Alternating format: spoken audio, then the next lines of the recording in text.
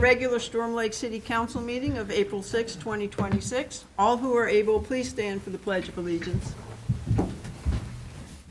I pledge allegiance to the flag of the United States of America and to the republic for which it stands, one nation, under God, indivisible, with liberty and justice for all.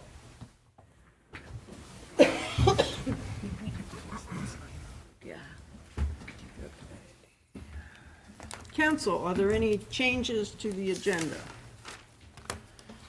Council, I would like to recommend that we move the work session scheduled for this evening on truck routes to a later meeting, the April 20th meeting. Is there any objection? So then I will entertain a motion to the approve the agenda with that change to the work session moving to April 20th. Is there a motion? So moved. Moved by Councilperson Martinez. Is there a second? Second. Second by Councilperson Rickless. All in favor, say aye. Aye. All opposed, same sign. So the agenda is set. I will point out that Councilperson Rickless is on the road and trying to get back to Storm Lake and has not been able to, I'm sorry. Oh, the other one. Reiner. Rickless. You need to speak up more. Councilperson Reiner and Councilperson Ramos hopes to join us, but is currently out of the country and has spotty internet. So if she joins us, we will let you know. So, but we do have enough for a quorum, so we will proceed with the meeting. Are there any disclosures by members of the council to any items on the agenda? Okay, hearing none, we will move to hear the public. If there's anyone from the public who would like to speak, who is on a non-agenda item, please come up to the podium.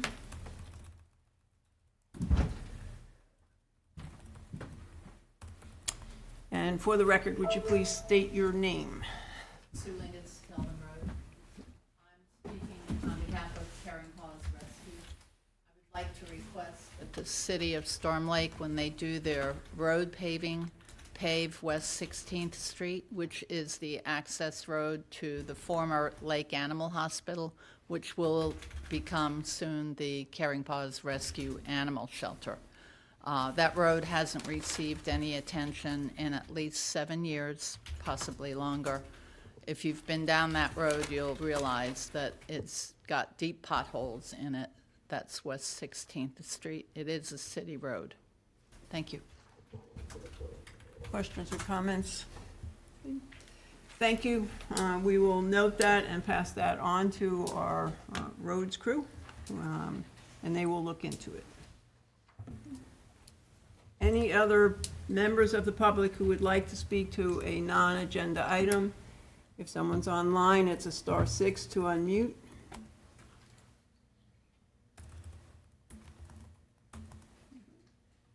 Okay.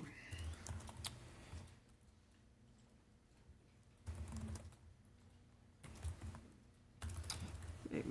Council, are there any questions or comments on the consent agenda? Hearing none, I will entertain a motion to approve the consent agenda. I so move. Moved by Councilperson Piercy. Is there a second? I'll second. Councilperson Rickless. All in favor, say aye. Aye. Any opposed? Same sign. Consent agenda is set and passed.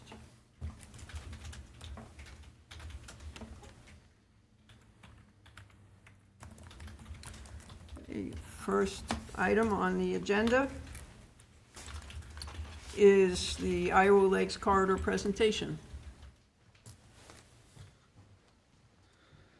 Thank you, Mayor and Council. My name is Trevor Smith, Senior VP of Economic Development at the Iowa Lakes Corridor. We got Joanne Fallon from our team passing out some BRE reports and then our most recent annual report. She will be presenting a little bit later with Lee Dupfield on the BRE findings, but today we'll also talk a little bit about our upcoming Build My Future event, recapping the annual report, and then going on to some BRE data. And so just as a background, we're a staff of 5, including our president and CEO, Kurt Strouth, Alyssa Peterson, our coordinator of admission and communication, And then Jenny Dykema, our office coordinator. We serve 4 counties of economic development, including BV County, Clay County, Dickinson, and Emmett. And with that, we have 4 board members for each of our 4 counties, and the board reps for BV County on our board are Nate Whitmack, our current chair with Ranco Further Service in Sioux Rapids, Councilperson Rick Liss here at the City of Storm Lake, Catherine Kona with BVU University, and then Walter DeBach with Tyson Foods. And so you guys have in front of you our most recent annual report, which we delivered at our Biz Rec event at the end of January. So that goes through everything that we've been up to in 2025, including some of our new initiatives and different programs. And we also gave out 2 awards for some local BV County businesses, including Large Business of the Year, which was BV Regional Medical, and then Small Business of the Year, which was Vaso Coffee. So we had about 360 attendees at our Biz Rec event, including some members here today. It was a record event for us and was great getting the whole corridor together to celebrate all the business achievements throughout the region. And then with that, we announced our upcoming event here at the end of April, which is our Build My Future, which is a hands-on career learning experience for about 750 students from across the region, including 54 from Storm Lake High School, 27 from Storm Lake St. Mary's, 35 from Newell Fonda, and then 69 from Alta Aurelia. So we got a lot of students from here.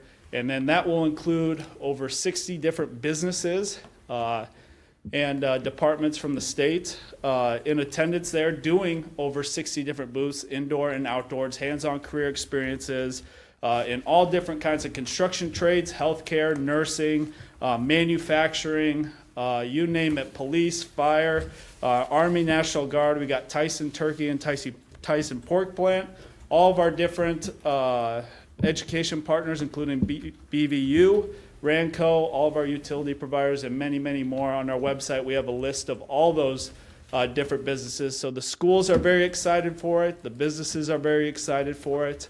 And we also want to invite you to that date, April 23rd, at the Clay County Regional Event Center, for you guys to check it out. It'll be running from 9 a.m. to 2 p.m., 2 different sessions, a morning and afternoon. So we encourage you to make the trip up there and check things out to see what that event is. As you know, there's one large one in the Des Moines area, which 8,000 students from across the state go, but that's great. But they use that opportunity to recruit our kids from Northwest Iowa down there to work for those companies, which is why through our BRE program, we decided to launch one up here, get it started, and looking for a really strong, successful event here April 23rd.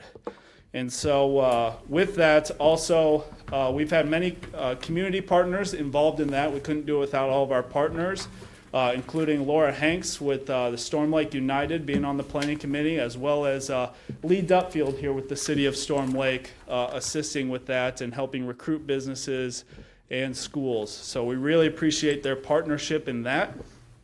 And so without further ado, I'd like to invite Joanne Fallon, our team, our BRE expert, which delivered those reports there. She's going to talk a little bit about the regional aspect of it and some of that data, and then we'll have Lee Dupfield come up here and talk about the BV-specific data that we recorded.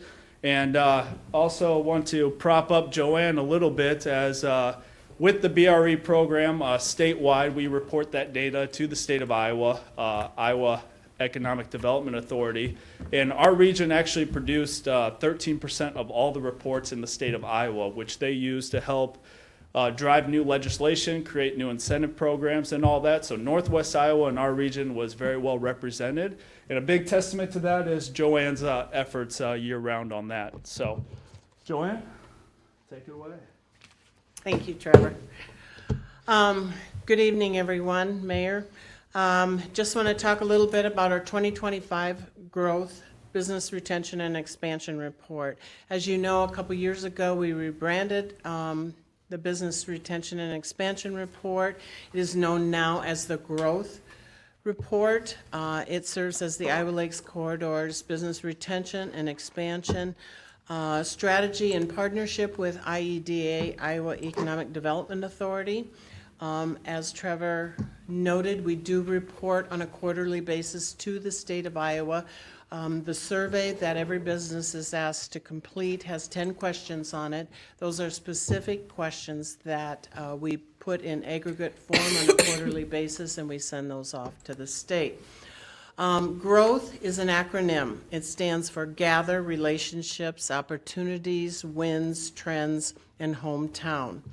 So when we look at how many business visits we did in the four-county region as of 2025, we did a total of 117. That is up from 105 in 2024. We did that in 4 counties. We did that in BV, Clay, Dickinson, and Emmett. Trevor is correct in that statistic. We did 13% of all the BRE visits in the state of Iowa were done right here in Northwest Iowa. We're very proud of that statistic.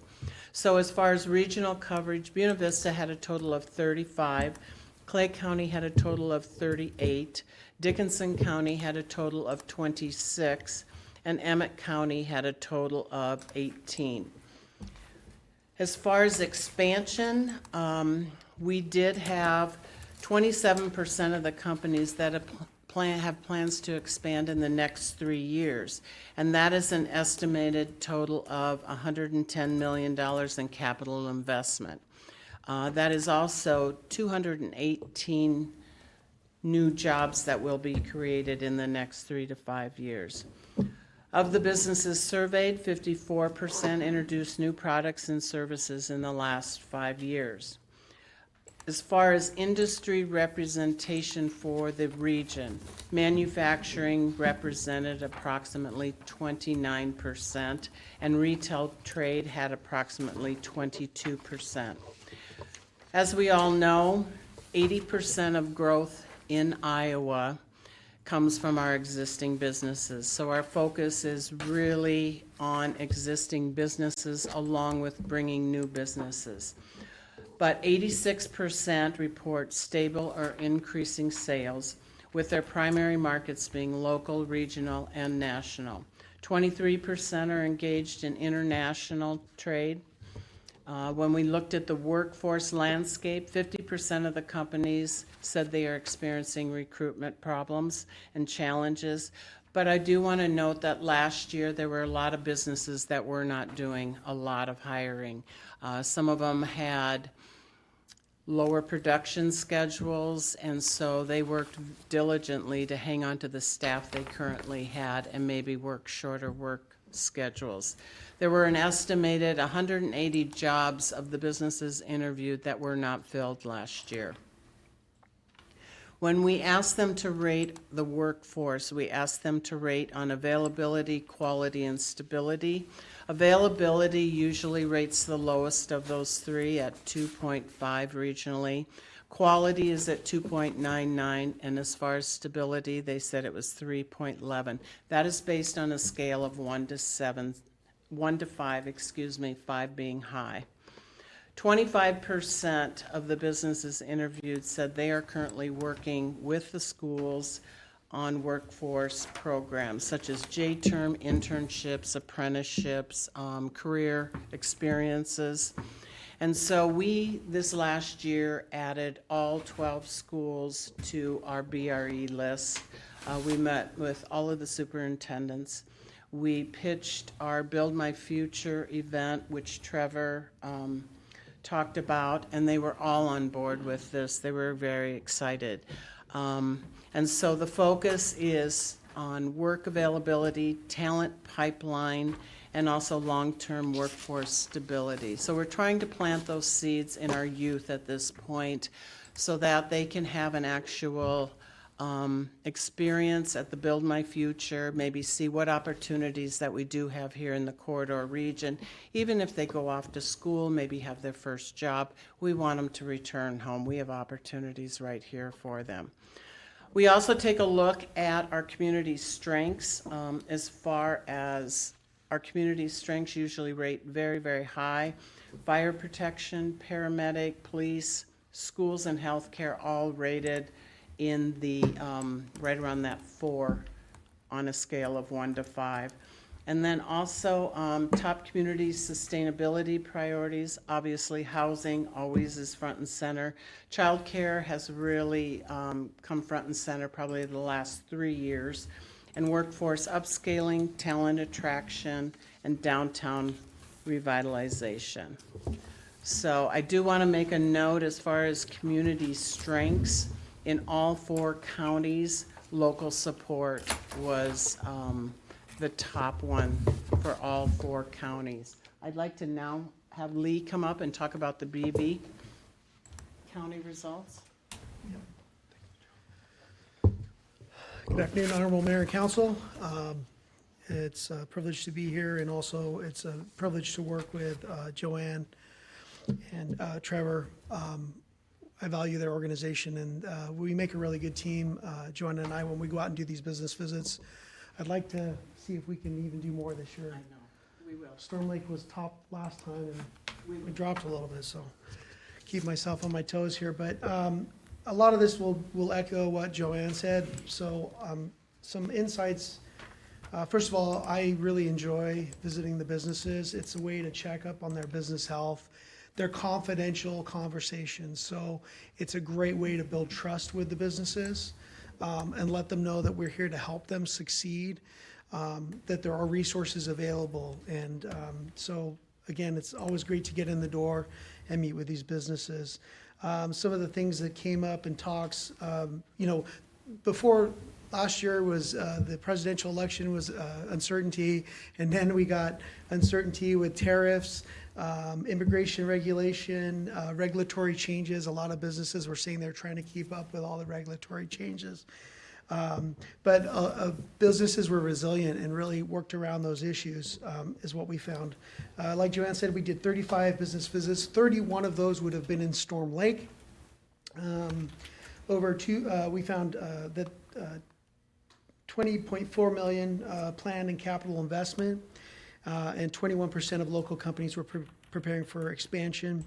And 85% of businesses reported stable or increasing sales. So there was some good news there, but the common issues are the same things that you hear: housing opportunities, talent attraction, workforce upskilling, childcare was another one, and same thing as far as high-rated public services, police, fire, in Beaver County, education were some of the top ones. So, and economic development too. So, but that might have been because I was just sitting there and they didn't want to not put a high. Or maybe, I don't know. Anyway, but yeah, those are we'll continue with these business visits. Yeah, again, it's great information. It goes back to the state, some of the information they utilize, and I would say we utilize all the information we get, right? It's a good chance to find out what's going on and if there's any issues, from the small things in town to utilities, things like that. We address them all. And I would be happy to answer if you have any specific questions regarding, and hopefully you all got the handout for they give the numbers specifically for the county. Questions or comments from the council? Thank you.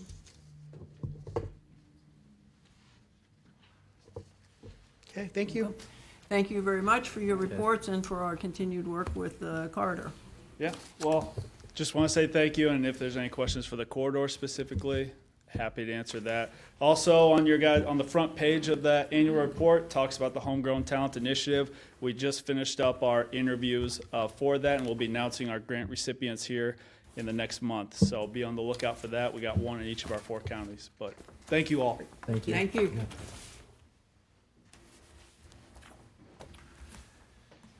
Okay, Mr. Gibbons. Thank you, Honorable Mayor and City Council. This is a motion to acknowledge the fiscal year 2025 independent audit. Chapter 11 of the Iowa Code requires cities with populations over 2,000 are required to have an annual independent audit done by an independent audit firm. Rod with Winther and Stave is here, and he will present the findings of that report.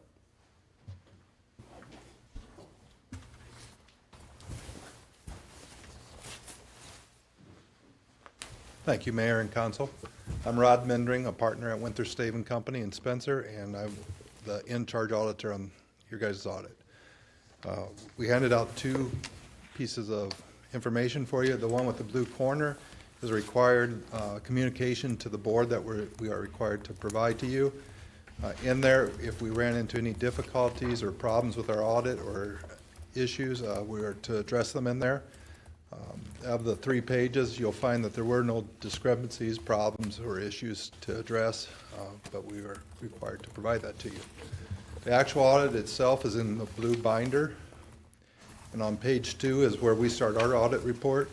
And we did the audit on the cash basis for the city in accordance with the government auditing standards and uniform guidance. Uniform guidance is a new verbiage for our single audits. So we did provide a single audit, which is the auditing of your federal funds and the expenditures related to those. On the report on the financial statements, we issued an unmodified opinion, which was a clean opinion on the financial statements provided by the city. And further back in our audit report, we do go into some detail again with,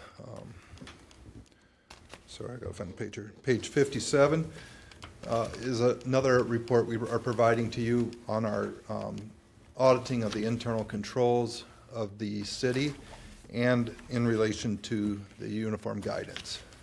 Again, with a single audit, making sure that policies you guys have in place are being followed and are meeting the requirements that are necessary. Again, those are clean opinions on both of those items. Page 62 starts with, we start with our schedule of findings and question costs regarding federal funds. These are some required disclosures we are required to provide. We have unmodified opinions on those financial statements. Again, we are telling them there were no material weaknesses in internal controls over the financial statements, and there was no non-compliance in regards to the federal funds. Page 63 continues on with the same things, that there were no deficiencies. And page 64, we go into state compliance testing that we have to do, and regarding certain areas, such as the top one, if your certified budget is meeting all the required requirements and stuff. And again, there were no deficiencies noted on the state compliance issues. So overall, it was a very good audit. From our standpoint, I'd like to say thank you to your staff for helping us, especially Tyler. Obviously, he was helping us with a lot of areas that needed to be covered and stuff, but all your staff was very helpful and cooperative when we had questions and needed answers. So, any questions? Council?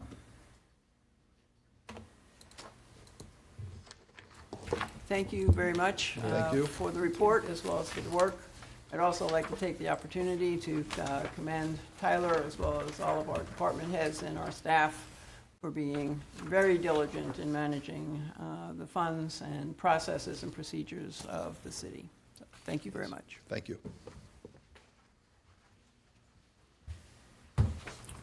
Okay, with that, council, I entertain a motion to approve acknowledgment of the FY 2025 independent audit of the city of Storm Lake.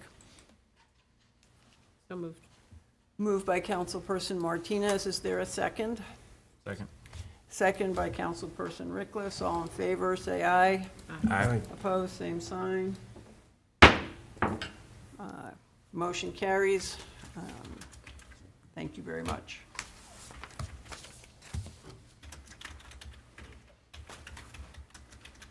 Gibbons.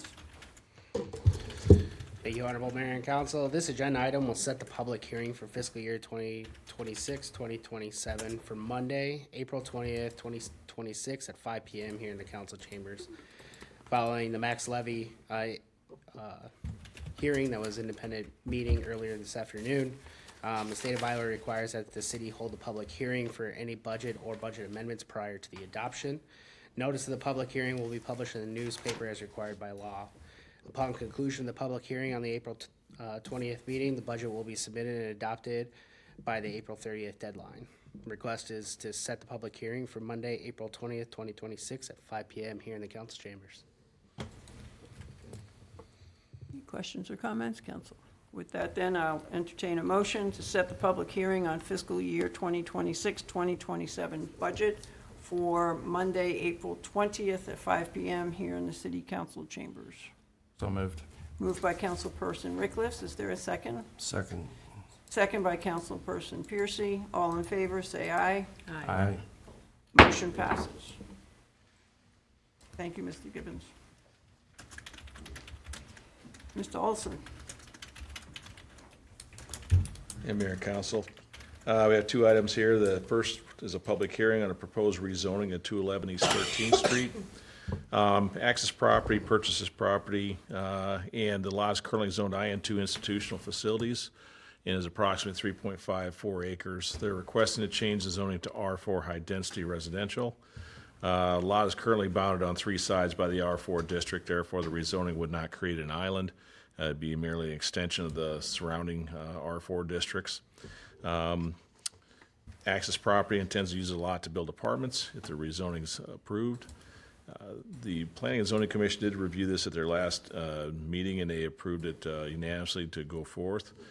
They did review comprehensive plan relationship and also items as required by Article 1204, so I'll kind of read through these.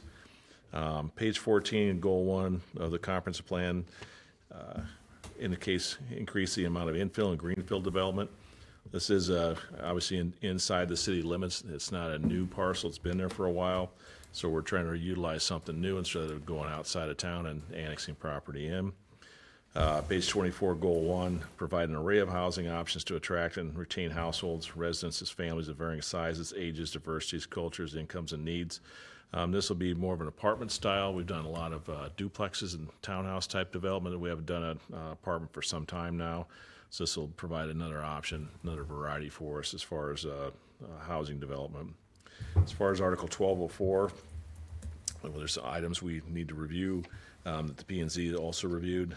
First one would be whether or not the current classification of property needs to be rezoned is valid. Area under consideration is currently zoned IN2 institutional. Future land use map shows this as a neighborhood mixed use. The comprehensive plan on page 26 provide an array of housing to attract and retain households.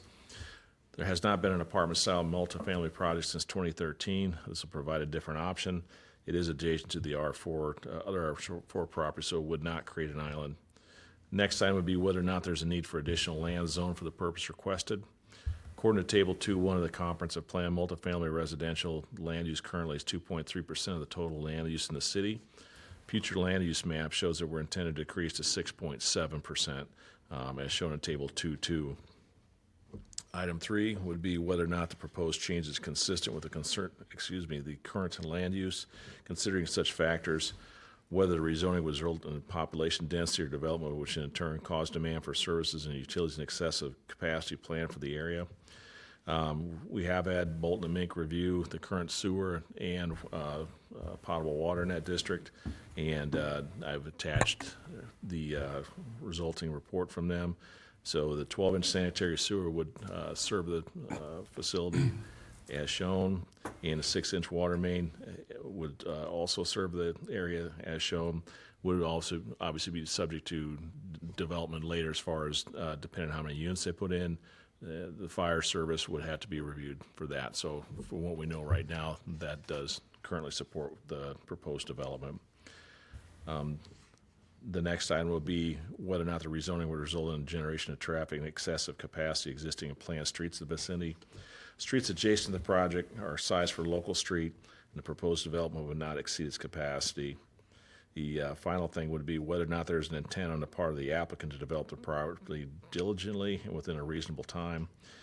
Developer is interested in moving forward in an expeditious manner, potentially as quickly as this spring or the following spring. And again, the P&Z reviewed this at their meeting and recommended approval of this unanimously. With that, then, I will open the public hearing for comment on this plan for the proposed rezoning of 211 East 13th Street. Is there anyone here from the public who would like to make a comment? Is anyone online who would like to comment on this motion, on this expansion, or, excuse me, this rezoning? Please hit *6 to unmute. Hi, this is Casey Orth-Nevitt online. Can you hear me? Yes, we can. Thank you for joining us. Thank you for being there. I was at the zoning meeting there with Mr. Olson. Are you able to speak to anything regarding the tax abatement for this property? Or anyone on the council or from the city? Mr. Olson, is there an issue with tax abatement on this project?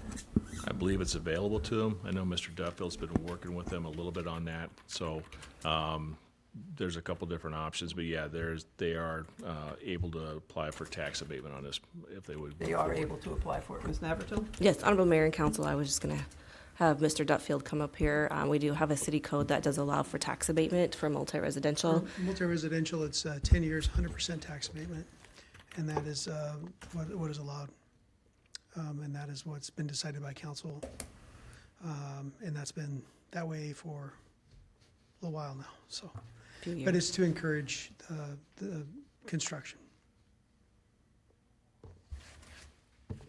Ms. And how long Orth-Nevitt, do did you we- hear that?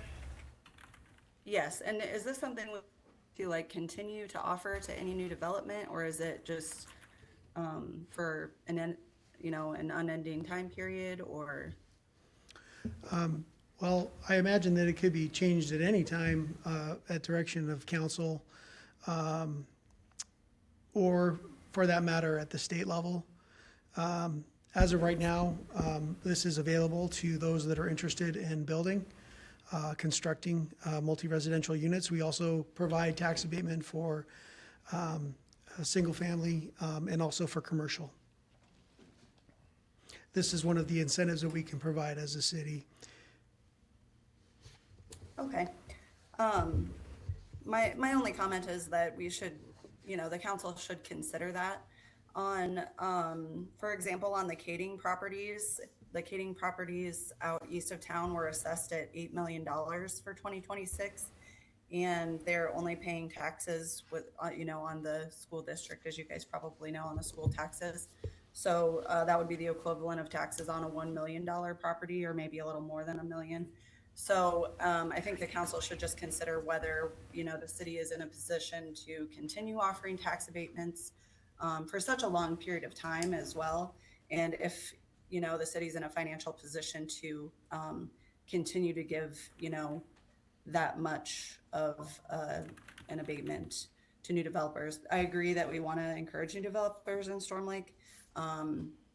However, as we know, it's a great city and there's, money to be made here, and we need those funds to support the infrastructure in Storm Lake that, that supports all of the businesses and all of us as citizens. Thank you. Thank you for your comments and your concerns. Ms. Navratil, did you want to address any of that? Honorable Mayor and Council, I believe we had brought this forward many years ago, I want to almost say 10 years ago. When we did our initial housing study, we were just not getting any developers to come here because we were not competitive with other communities around us.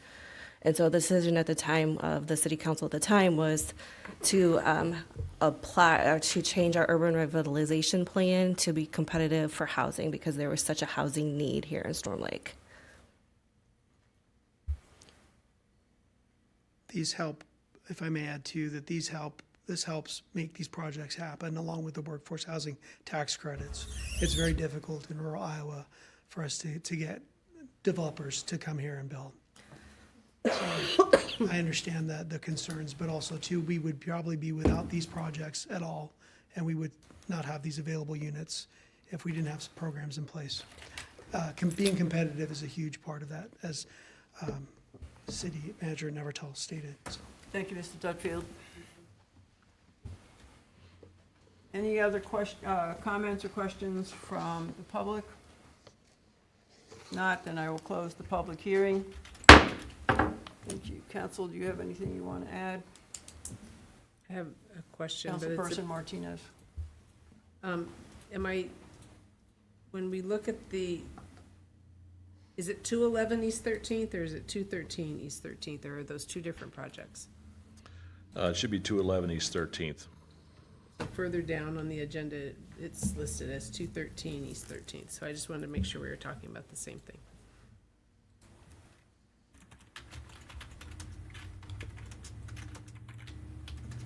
I see where that shows up. On the left-hand side, Way down here. Okay, yes. Okay, but I we're all see it. talking about the same plot. right? Yes. Okay. I just wanted clarification. Yes, thank you for pointing that out, and it'll be corrected and reflected in the minutes.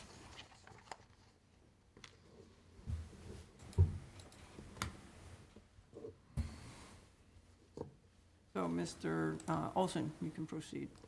Unless Mayor Council has any additional questions, my staff summary from the previous would stand. Again, this is a 3 reading, since it's a change in the official map. So the next reading would be the April 20th, and the 3rd reading would be the May 4th City Council meeting. Okay, so then, if there are no additional questions, I will entertain a motion to approve ordinance number 10-2025-2026 on a proposed rezoning of 2011 East 13th Street. This is the first reading. The second reading will be April 20th. So moved. Moved by Councilperson Martinez. Is there a second? Second. Second by Councilperson Piercy. This is a roll call vote. Councilperson Martinez. Aye. Councilperson Rickliffs. Aye. Councilperson Piercy. Aye. Ordinance passes. Thank you. Thank you.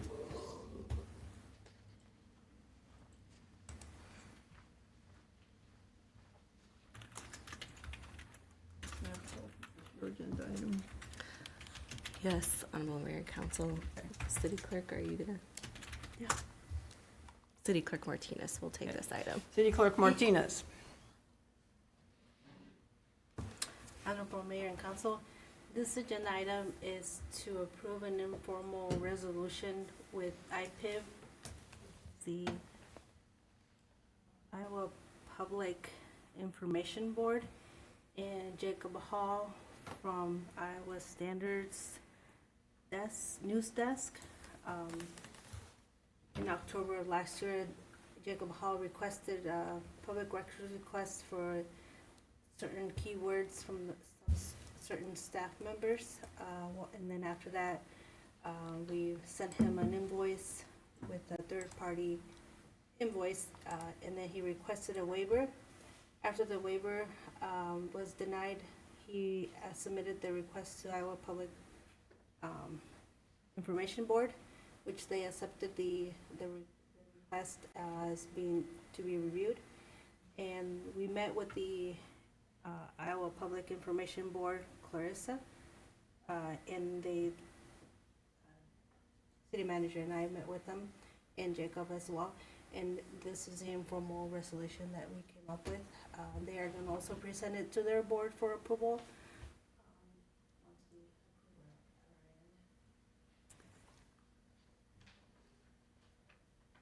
Council, do you recall this request and the waiver that we denied? Okay. You- Navratil, anything that you have to add?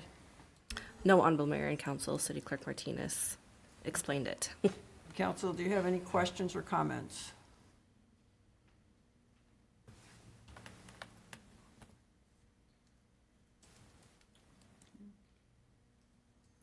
Hearing none, then I will entertain a motion to approve the informal resolution with IPIB and Jacob Hall.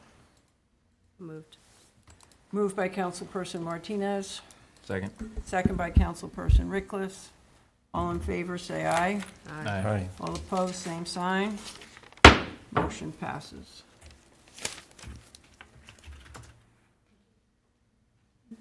And as we discussed at the beginning of the meeting, the next agenda item, which was a work session on truck routes, has been changed to meeting on April 20th.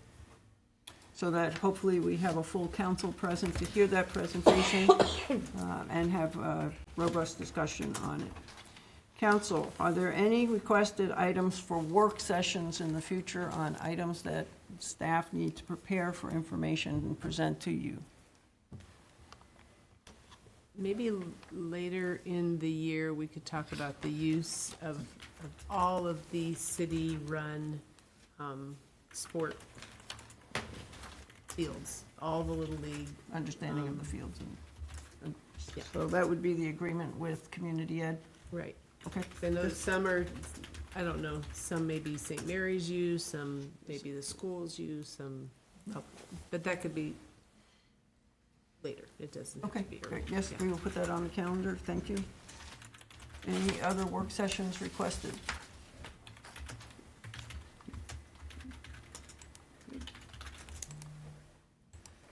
So with no other questions or comments from the council, then I will entertain a motion to adjourn. So moved? Moved by Councilperson Rickliff. Is there a second? Second. Second by Councilperson Piercy. All in favor, say aye. Aye. Motion, the meeting is adjourned. Thank you.